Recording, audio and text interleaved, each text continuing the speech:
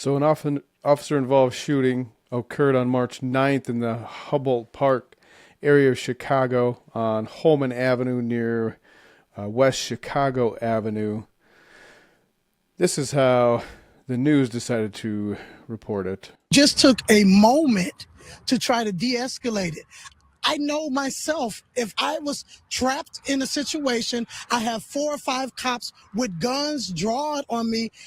I might take a moment before I actually get out of the car. So that's Yvette Griffin, aunt of the suspect in this case. Some people like to call him the victim. He did die of the police shooting, but he was a suspect in a shooting earlier on the Eisenhower Parkway. That's how he got involved in this whole, that's how he got identified and confronted by the police in the first place. Now, Yvette is talking about being confronted by 4 or 5 police officers outside her car and how she would react. And I couldn't agree more. If this, for example, was what you woke up to as you took a nap parked legally on the side of the road, yeah, that would be startling. And it would take you a minute to get your wits about you to exit the vehicle like the cops were screaming at you. I completely agree. Here's a different angle of the same situation here. If you were texting, again, parked in a parking lot and texting with your buddy, and you looked up and you had, here we go, here's 5 cops standing outside your car screaming at you to get out of the car and that they would shoot you if you didn't get out of the car, yeah, it would take you a second to right yourself so you could put your hands up, open the door, and get out. But that's not what happened in this case. That's what the news likes to show you, right? The emotional aunt who says, you know, this guy's done nothing wrong and the police should have taken a breath, taken a step back. Well, Mr. Jordan was identified as a suspect in a shooting, like I said, on the Eisenhower Expressway earlier in the afternoon. 3:30 or so, the Sun-Times posted a quick article about the fact that there was a shooting. Nobody was hurt, but there was a shooting, and the cops took it seriously enough that they shut down the highway to try and canvass and see if they could collect evidence of the shooting. I believe nobody was injured in that case, but Derek Jordan's white Mercedes was identified at the time, and there was a lookout posted. And so here we go. This is what's called a pod camera, I believe. I believe they're run by the police department. They are traffic cameras that do multiple things, but here they were able to identify, hey, this looks like a white Mercedes, just like the vehicle we had in that shooting. And he's going north on Homan, crosses Chicago, and what's he do? He pulls right over to the side of the road right there. These cameras are pretty good. You'll see it zoom right in, and so good that they can clearly read that plate, which is why they have the plate blocked out right now. So he's a suspect in the shooting. This vehicle was used as part of that shooting. So they call the police off. They call the police, say, hey, we got this suspect vehicle on Holman in the 800 block just north of West Chicago Avenue. Within a minute or so, see how good these cameras are? They can zoom right in. So they clearly were able to identify this is the vehicle that they were looking for. They could run the plate right there. This is the vehicle we're looking for. And here now you'll see Derek gets confronted by the cops. They pull right up, lights flashing, clearly a cop car, right? Nose to nose with him. He can't help but notice the vehicle, the cop car in front of him, right? And what's he do? He puts it in reverse. So now he is driving backwards down Holman, the wrong direction, turns onto Chicago Avenue. Look at, he almost clips this motorcyclist. I'm sure he didn't even see him. It was just lucky. And that was a bad, let me restart that, see if I play this clearer, you could see.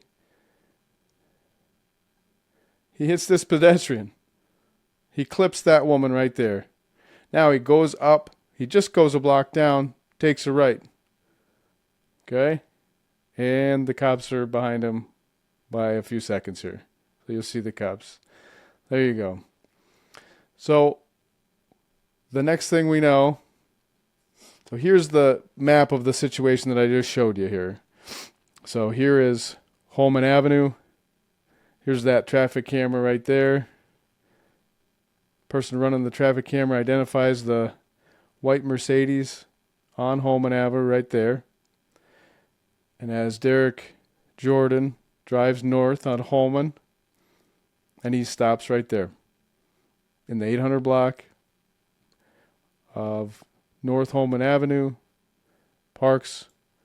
Now, some articles that I've read about this situation is this area, the citizens have been complaining, relentlessly complaining about the drug dealing that has been happening in this area. They are concerned. There are high school students who have to walk through the area on their way to school, walk right through scenes like happened here. So Derek Jordan parks right there, and that's where he is confronted by the police. So I'll zoom in here. Again, that's where the white Mercedes is. You can see where the camera is. And when he is confronted by the police, he backs down Homan Avenue, takes a right on Chicago Avenue West, goes north. I don't know what street that is. And now this is the alley. And he pulls right back down the alley. He just goes right around the block. He clearly wants to be right there. He wants to be right in that area.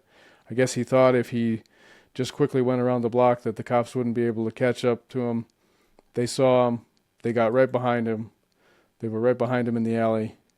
And this is what you see from the camera on the bus. So now Derek is stuck because as you can see, the cars on the north part of Holman here, there are cars parked along Holman Avenue on the west side down south of the alley there as well. So Derek cannot get out now. There is this bus is stopped in traffic and there's nowhere for the bus to go. There is nowhere. There's somebody's vehicle is parked right there. Now watch what Derek does. I'm going to zoom in on Derek's actions here. What's he doing? He's waving at the people in the area like, move your car. See, move your car. He does it twice. And the cops are right behind him. Now the cops get out and confront him. And if you saw that he actually hit the bus there for the first time. Now I'm panning back to the pod camera just to show you this is where we last saw Derek Jordan's vehicle. And if you back up, and here's the pod camera being able to zoom in on the confrontation that's just started to occur right there. You can see he is hitting the bus. He is stuck. He can't get around that vehicle. He can't maneuver himself through that space, and he has cops all around him.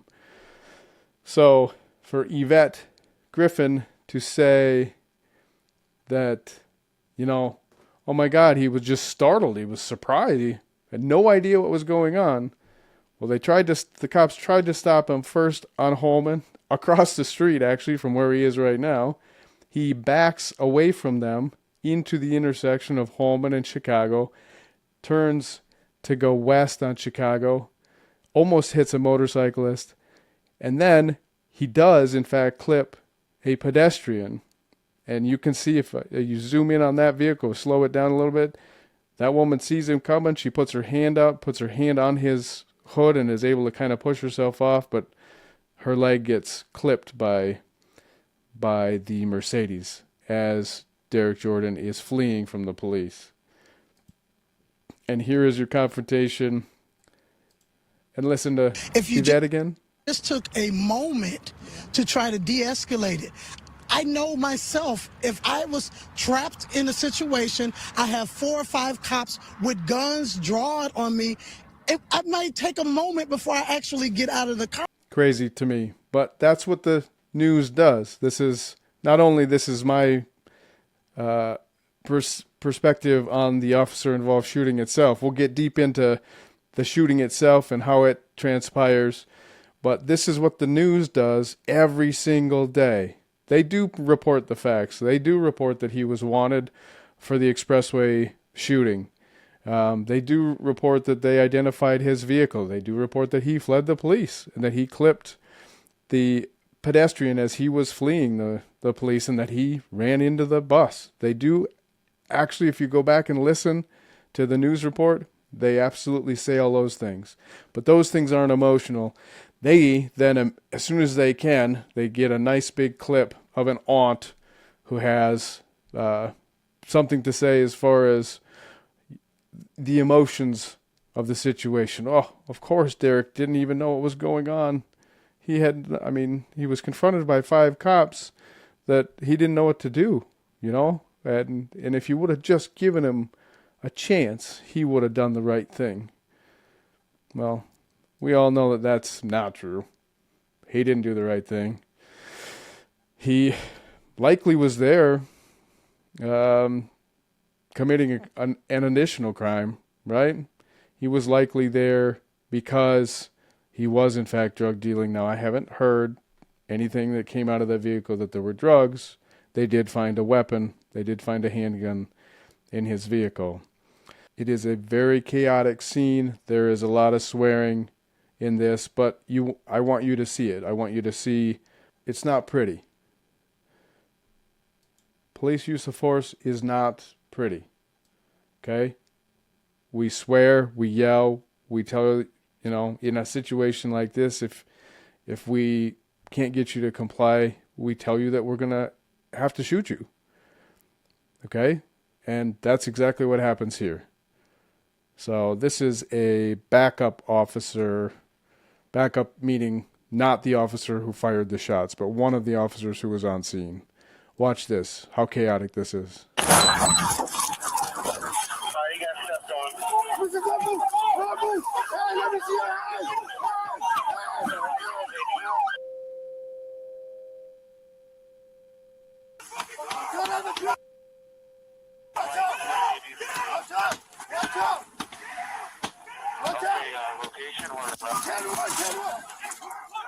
No, that's not my fault. 11-6, Adam, where you 10-1.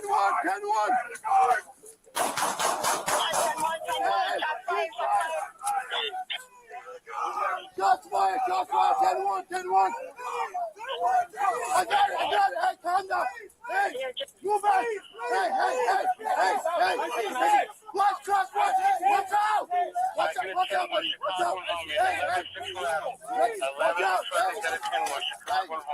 Chicago Humboldt for 11-6 Adam, shots fired. All right, now, so you see how crazy chaotic that was? Derek Jordan is not messing around. He is trying to ram through that space in between the bus and the parked vehicles there. Knowing that cops are right there, there's a cop car. You can see the lights right here. You can see the lights through the windows. There's a cop car right there. There's cops on either side of that cop car, and he's barely, if he is able to break through there, who knows who he's going to hit, what he's going to do. He backs violently into the vehicle behind him, the cop car behind him. The fluids are leaking out of that vehicle after he hits, so he's damaged the radiator. He's hit it that hard. But here I want to warn you, he is going to eventually open the door here.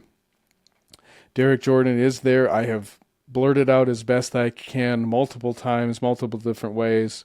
But I want you to see what's going on as far as what you see.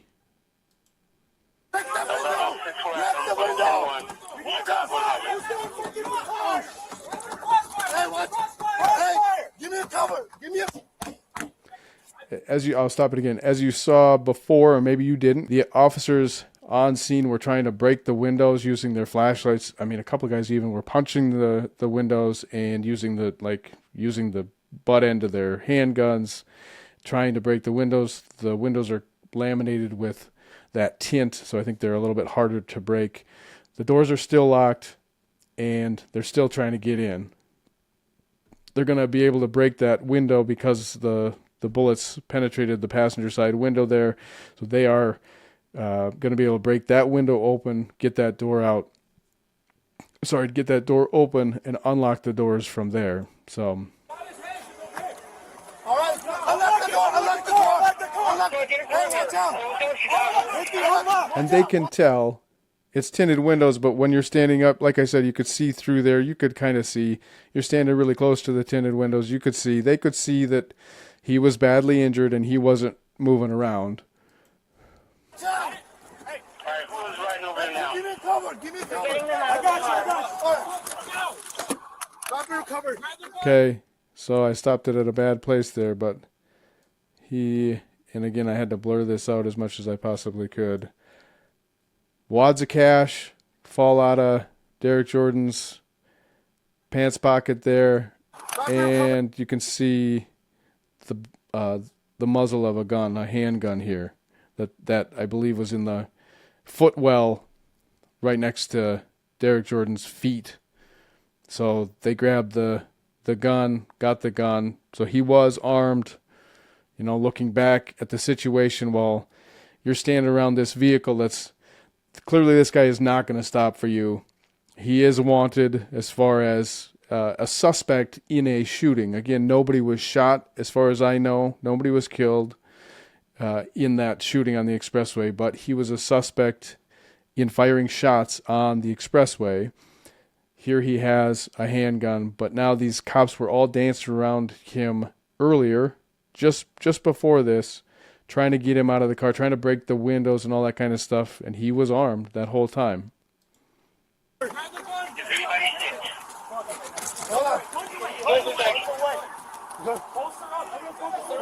Holster up, yeah, dog. Give me. Hey, glove up. Glove up.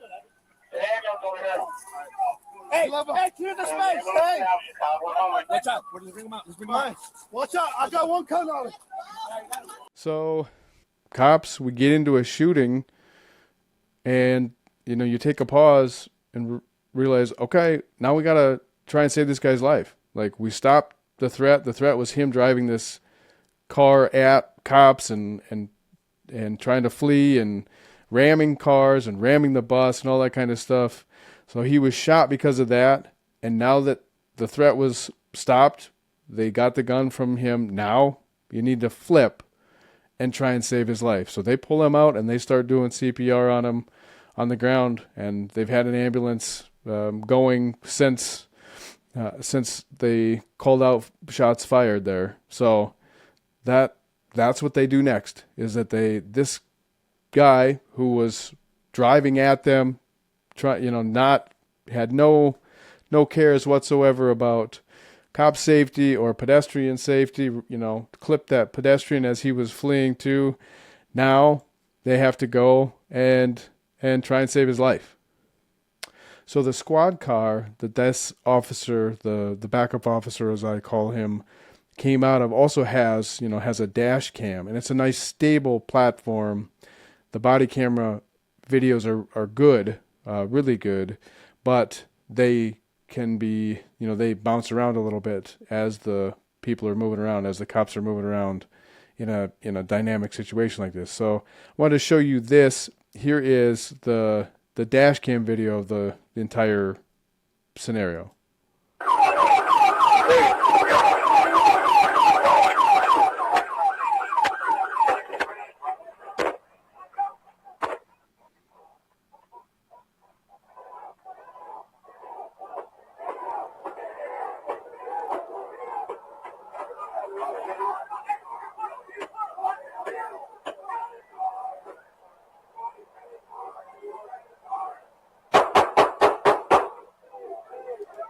So this is a really nice shot from back a little bit.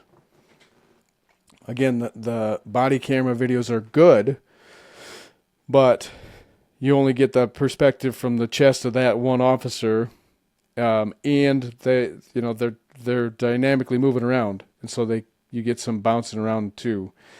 But what you see here is you can see how hard, first of all, when they arrive, he's already hit the bus once, at least once. He's backing up. He just backed into that squad car. Now he pulls forward again, hits the bus again. Now that, so you can see they're trying to break the window. You know, I've said it before. I'll say it again. Everybody who's against cops or against use of force or whatever seem to think that cops are out there trying to hunt people down, and they want to shoot and ask questions later. Look at all these cops that are there. They have their guns out because it's a gun situation. I mean, this is a violent situation. That's a deadly weapon. That car is a deadly weapon. But nobody wants to, they're not going right to shooting. They're trying to break the windows. Now, I don't know what they're going to do if they break the windows. What's the next step? Break the windows and try and open the door and climb in? Just a lot of problems with all that. You can get trapped between the door. If he pulls forward and now you got the door open, you're trying to get in, and now the door gets slammed on you because you get pinned in there. You're trying to get in there, and then what are you doing? Then you're fighting for the wheel? And I already showed you that he was in possession of a handgun, and he doesn't want to go with the cops. He doesn't want to go to jail for this situation, clearly. So now you hop in with the cop, the cop hops in with him, and he has a possession of a handgun, and then you force that scenario too. But they don't want to shoot him. Like, nobody wants to shoot. They're trying other things here. As far as de-escalation, there is no de-escalation. He's ramming a car into a bus, into a parked car, and driving at the officers with no care for their safety whatsoever. He's already backed into the squad car probably a handful of times. I think you see another time here where he rams into the squad again. I think he backs into that squad car. See that cop just got into that squad car? Look at how hard he hit that car. And this officer gets knocked down.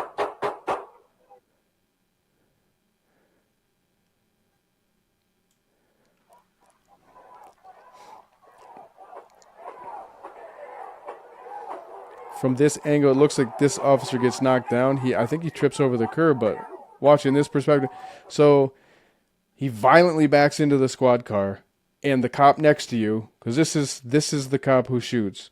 The cop next to you falls down. You think maybe he gets knocked down. I don't know what his perspective is, but now this cop is thrown on the ground. We're telling you to stop. Obviously, you're not going anywhere. Like, we're going to stop you, and this officer does a great job. He finally decides that it is time to shoot. And what does he have? Like, I like to look at this like clear. He's got a clear view. He's up closer to the car. But there are no people or cops, on the other side of the car at this point.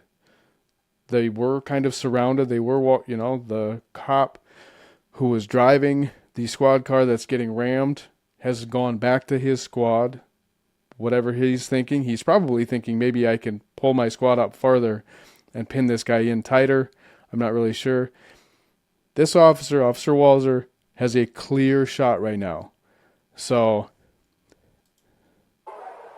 see? And he's about to shoot right now. He's about to shoot. There's no backstop, obviously, but he has got a clear shot into the vehicle.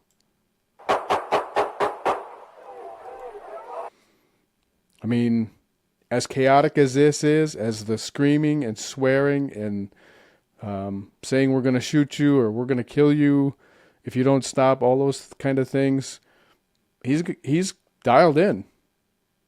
It was time to shoot, and there was the backstop. The back was open. Any bullets that would penetrate the vehicle were not going to go into somebody who was right there. I mean, it's his tactics were sound. They're not all of their tactics all the time were sound. I'm not saying that, but when he chose to shoot,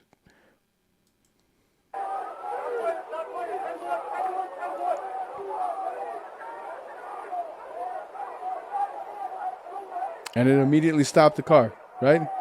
You have a immediate change of behavior.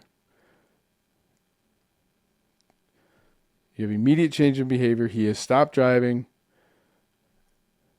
And that's what they wanted. There are people on the bus. You will see people get out of the bus in a minute here.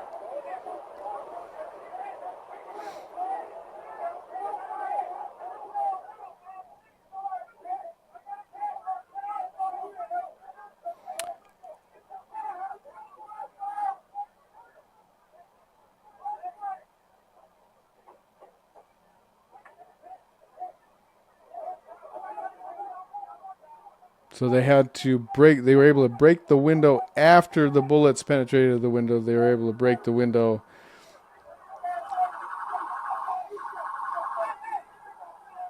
Now it takes a second in the chaos of all of this. It takes a second, but you'll see this officer takes the lead and contacts Officer Walser and says, "We need to get you out of here." And that's not covering anything up. It's now you've used force. Now you're done. You need to stop doing police work right now. We need to take you. We need to get you out of here.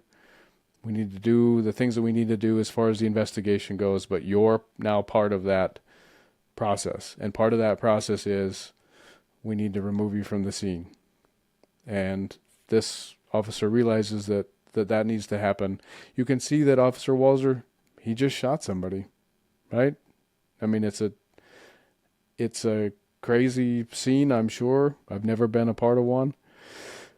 But you're all amped up and you made the choice to shoot, and now, I think you're probably going crazy as far as you're all amped up. You did I think he did the right thing. I think it was him or it needed to be somebody else. Like Derek Jordan was not going to stop until something happened. And so this is the way that it needed to end. And it's unfortunate that he made that choice, that he made it so that he forced the hand of the officer to shoot him.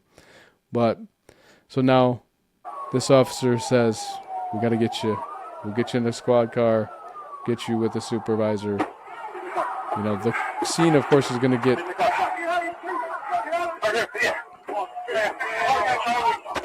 and people don't care. People do care, but people don't care about their safety, really. They're not really worried. These people are more interested in what's happening than the fact that an investigation for an officer-involved shooting is going on here. So you got to keep people back.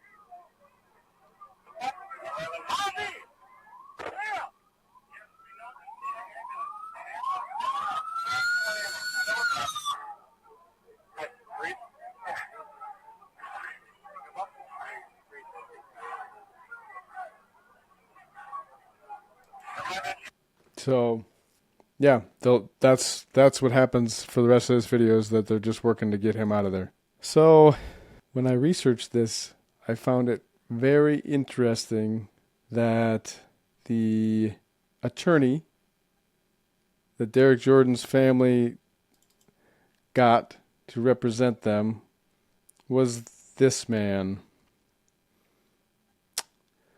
He's from Romanucci in Blandon Law, but he, along with the attorney Crump, is it Ben Crump?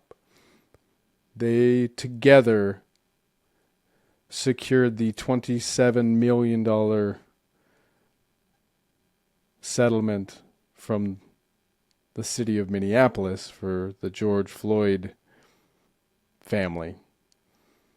So he is the attorney that is representing Derek Jordan's family. And of course, they come out with a statement saying that the cops were wrong. Like, of course, what Derek Jordan didn't do anything wrong. What the cops were too aggressive. They shouldn't have done what they did. Why would the cops do something like that? So this is in part what they said. Videos do not lie. Video does not lie. When you watch the footage of the encounter between Derek Jordan and CPD officers, it is clear that there was nowhere Derek could run or drive away to. They had him surrounded. At that point, stepping back and de-escalating was the right thing for officers to do.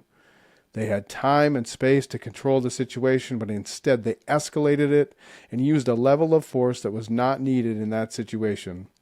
We are distressed by the lack of respect shown for the life of this individual, but also for the lack of adherence to accepted police protocols.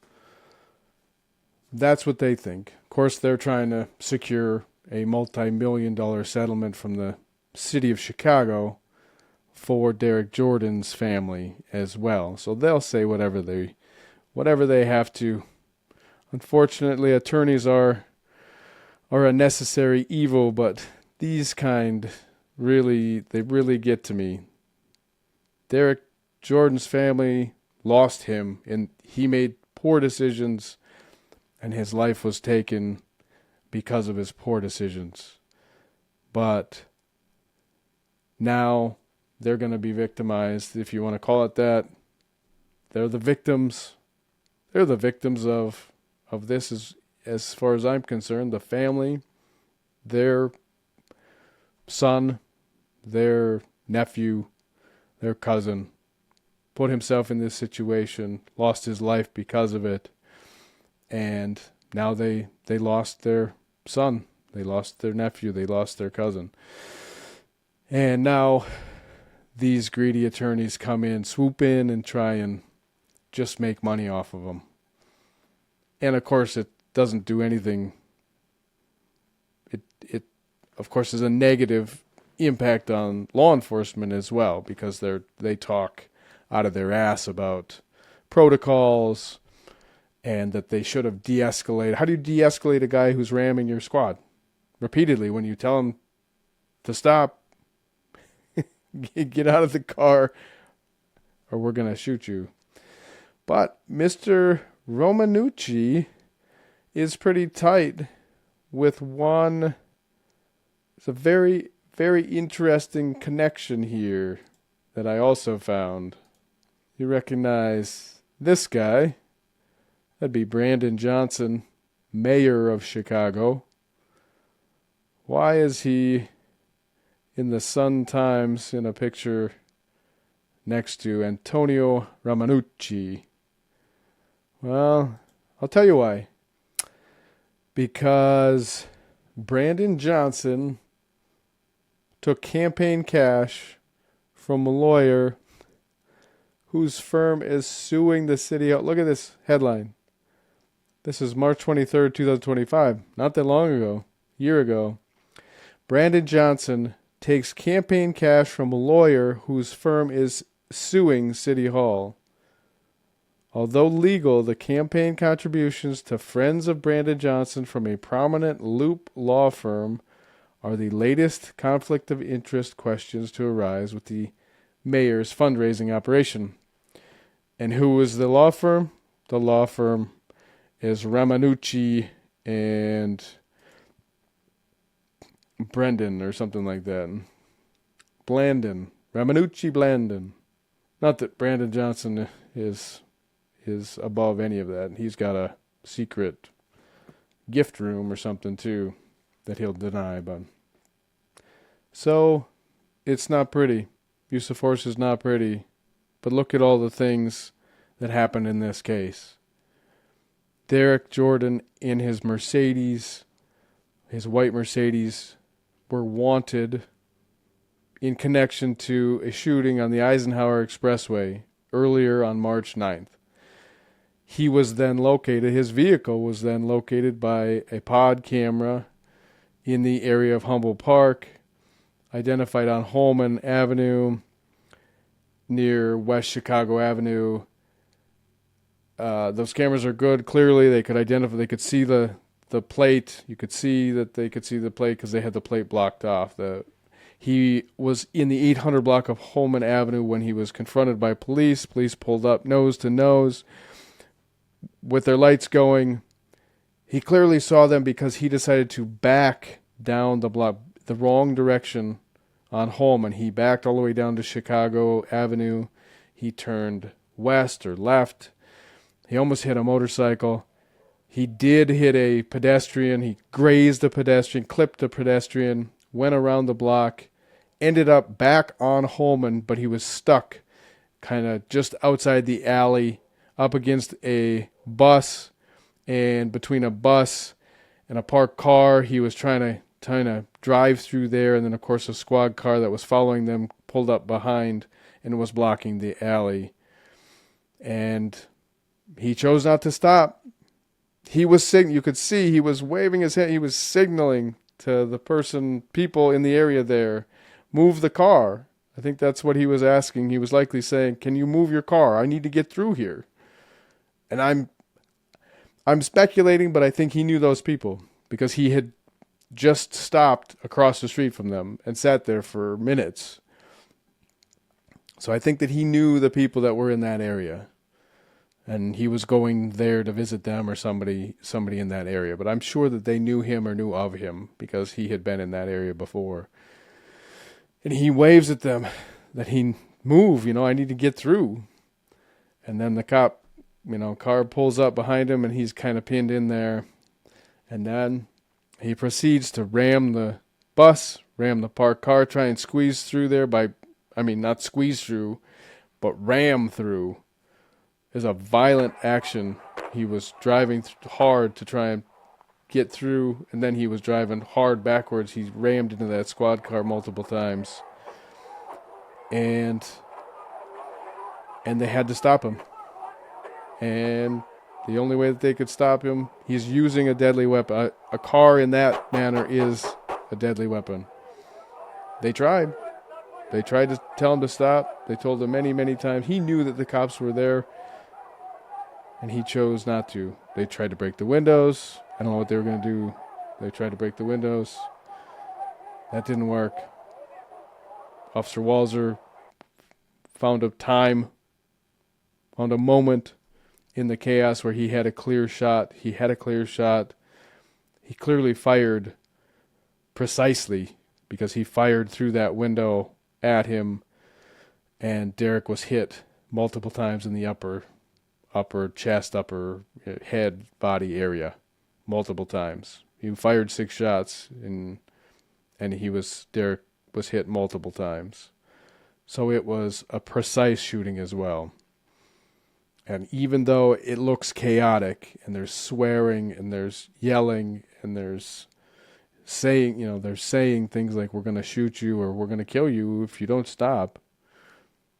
But in that moment, his shooting he was clear in his shots. He knew his backstop. He knew the backdrop of the vehicle was clear. And it was a precise shooting. So, again, the loss of life, nobody wanted it. Otherwise, the cops earlier on would have just shot him right away. Nobody's out to do that. They were all hesitant to shoot until it was time, and they had to. So it was a precise shooting. Now, they like to report things like he was stripped of his badge, and he was, I guess, in Chicago. That's how they describe it. He wasn't. I guess they don't put him on leave. They put him on desk duty or something else. So I would be put on administrative leave if I was involved in a critical incident like that. So he is not working the road. He is not doing peace officer type work right now. until the investigation is complete. And unfortunately, these investigations take a long time. It's only been a couple of months, and we just got some of this video now, and it'll still be months before the Civilian Action Review, COPA they call it, Civilian Officer, I don't know what it's called, Chicago Civilian Office of Police Accountability, COPA, COPA. It will be months yet before they, get their report together and present that as far as what their decision is, as far as justification in this. I wouldn't be surprised if it was 6 months or a year before they make a decision on this case. But that's all I have. Steve Loomis, Walking That Mile.